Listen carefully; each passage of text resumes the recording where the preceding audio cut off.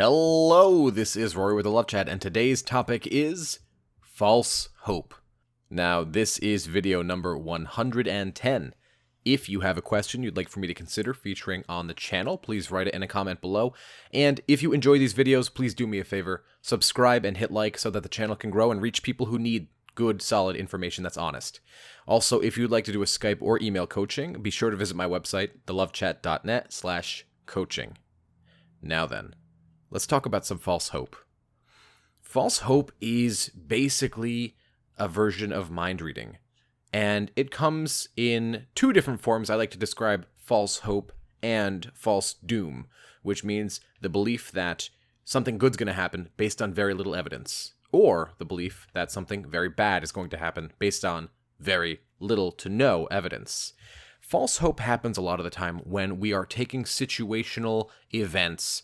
My ex just did this, my ex just spoke to that person, my ex just broke up with their rebound, and we use it to either make our situation even better and even more likely for a healthy reconciliation, or even less likely, meaning, no, there's no chance, that just means they hate me so much.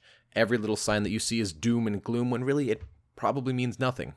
And folks, let me tell you, I was the worst when it came to false hope. I would give myself a lot of false hope. And so what area does false hope really take hold? What are some common examples of false hope or false doom? Well, let's talk about the first one. Whenever you find out a piece of information that has just the faintest little bit to do with you, you'll immediately begin to assume either something really good or really bad is about to happen, maybe not immediately, but in your future. So I can pull an example from my own life. I, for whatever reason, was able to see whatever my partner searched through Google, right? When I was younger and nowhere near as wise, and I would go and, search this information and find it out. So I was able to see her Google searches, and one day, one of her Google searches was relationship counseling. But we were already broken up. And so I looked at that, and I thought to myself, oh God, she's looking up relationship counselors. This is great.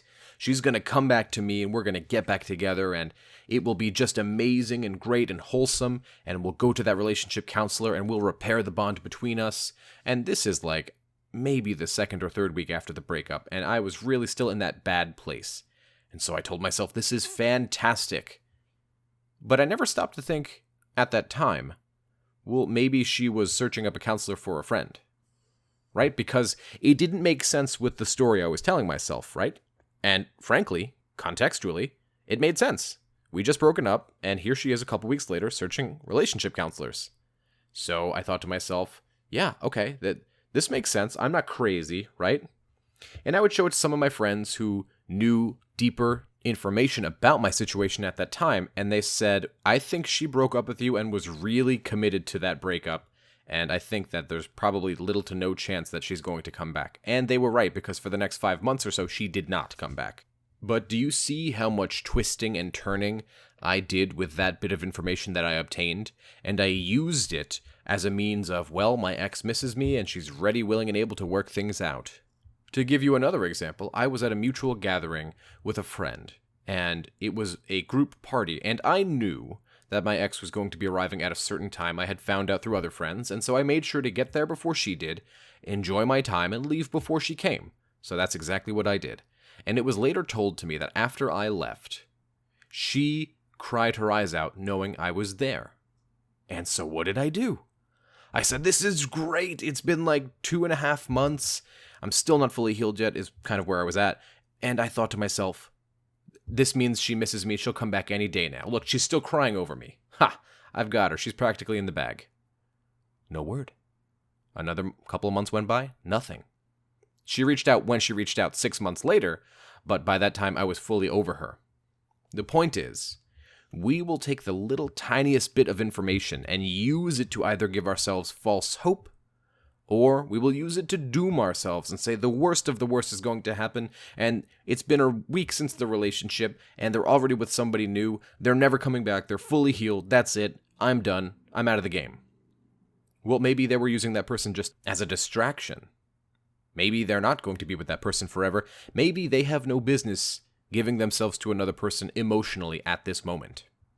The point is that false hope is harmful, and it really will mess with our sense of well-being because we feel as though we have no control over our life. We want more false hope, at the same time knowing that we don't have all the facts. We're hearing half the phone call. And so with that, we'll use that to keep ourselves clung to our ex much longer than we need to.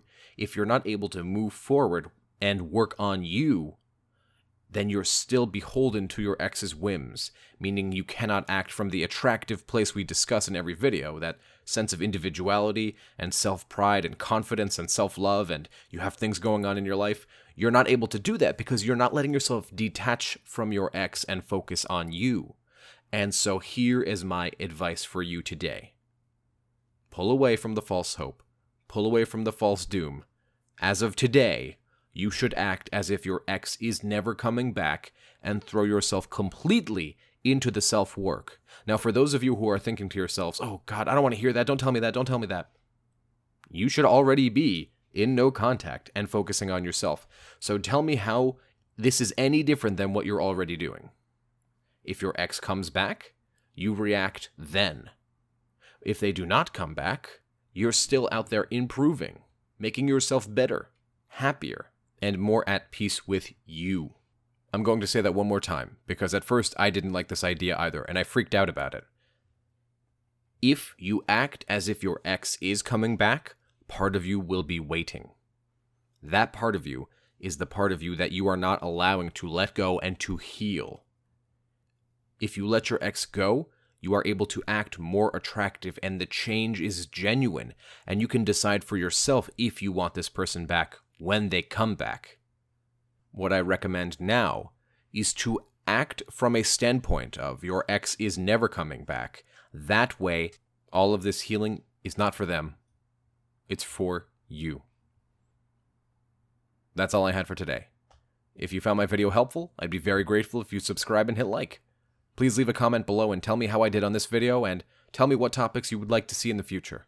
Additionally, if you would like extra videos every week, private live streams with yours truly, and free copies of my book when it's released, just visit my Patreon, www.patreon.com/thelovechat. Until next time.